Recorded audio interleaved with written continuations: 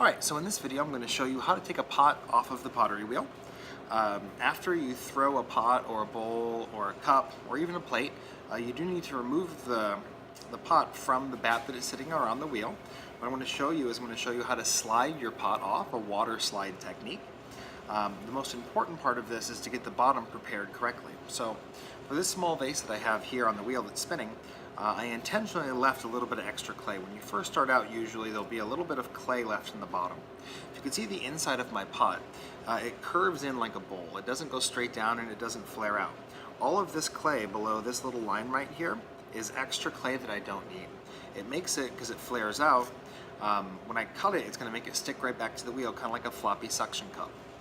So what I'm going to do is I'm going to remove this clay with a tool, which you could call a parting tool, but as a pottery tool we call it a wood knife. Its job is going to be to use its edge to separate this thick clay on the outside that we don't need from the wall of my pot. When I look at the inside, what I'm trying to do is I want to look at the inside edge of my pot, and I can see that my pot tapers as it goes in rounded. So the inside of my pot has a different shape than the outside, and I want to make the outside look like the inside. So when I'm holding this tool, you can hold it in your left or your right hand. It's important to realize when you try to put this tool into the clay, the pot is spinning and it's going to pull the tool away from you. So we have to hold this tool and kind of push down towards our center or back towards ourselves when we hold this tool, because the wheel is going to try to make it spin away. So as the wheel's spinning, what I'm going to do is hold this tool. If I was right-handed, I'd hold it like a pencil, and I've got the tip facing forward, and then I'm going to tilt that in towards the center of my pot or to the left.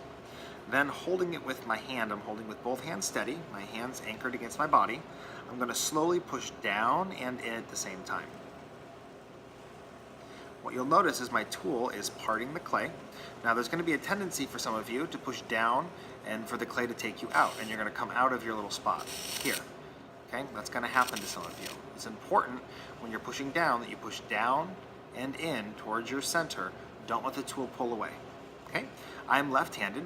If you're left-handed, I hold it the same way with a pencil, and I just do the same thing but with my left hand. What I'm trying to do is separate the clay on the bottom I don't need from the wall of my pot, and I want to do this slowly. You'll notice I'm using not necessarily the point of my tool, but the back edge of my tool against the pot. Once I hear it scraping and see it scraping against the wheel head, I know that I have enough. Cut off. There we go. Then I can use my pen tool or the same tool to cut off this excess. There's several reasons why we want to cut off this excess. One, it will dry more evenly because the bottom won't be so thick, it won't dry slowly. When you're trimming, we want the top and the bottom to be roughly the same hardness, which is very difficult if the bottom has an extra inch of clay on it. Secondly, this will save you a lot of time. To part this clay away, which needed to come off, it would have taken a lot longer to do when the clay was leather hard, because I would pull it off in a bunch of little ribbons, opposed to taking one big chunk off at a time. Okay? So those are the two main reasons we want to do that. I'm going to cut this clay off here by taking my pen tool and just dragging underneath it. Once I see my pen tool go through, I should stop the wheel and then cut this area off. When I cut it, you'll see that it separates. Now the pot's outside shape reflects what's happening on the inside. This will also make it significantly easier to take it off the wheel.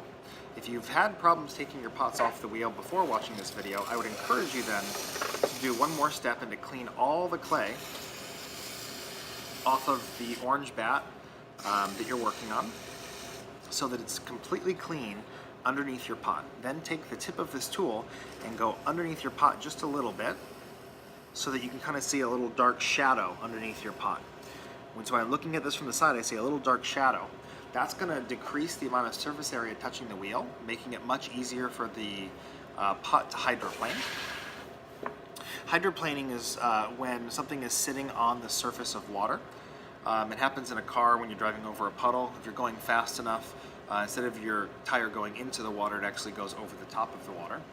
This pot is going to be kind of riding on a little puddle of water that I make with my sponge. So I'm going to take a puddle of water, squeeze it with my sponge. If you can see in the video, you'll notice I squeeze the water over here, but the water got pulled all the way to the back. That's going to help it hydroplane. I'm going to cut through with my wire tool. So I usually use this like dental floss. I push it down and I pull back, and what you're going to notice is that when I went through twice, the second time, the pot gets pulled off onto this little puddle of water. Now my pot is sliding on a puddle of water. I can move it around the wheel. Makes it very easy to take off. For those of you who have a splash pen on, you're going to need to push the splash pen off. There should be two little tabs in the bottom. You'll push them down and forward, and this back part of the splash pen will come off. Then I can take my pot, slide it to the edge of the wheel, or I can rotate the wheel until it gets to the edge. So if I was going to do that, it would kind of be like that. Okay. Then I'm going to slide the pot off onto my hand. Don't be afraid. You put it on the bottom of your hand, and then you can go from your hand onto a board. So if I had a board, we'll just say this was the board I was going to put my pot on. Then what I'm going to do is I'm going to take the corner of my pot, put it on my board, and slide my hand out. It's important when you take your pot off the wheel that you don't touch it anywhere from the top half up at all. I don't want to touch it here and leave fingerprints. Those are things I'm going to have to clean later. When you're trimming, usually you do the bottom half. So when you set it down, you'll see my board is at an angle. I put the bottom of my pot on, and I slowly flatten the board and slide my hand out. And now my pot is on a wear board, and it's still a circle. It has no fingerprints, and it wasn't worked. And that's how you take a pot off the wheel. Thanks for watching.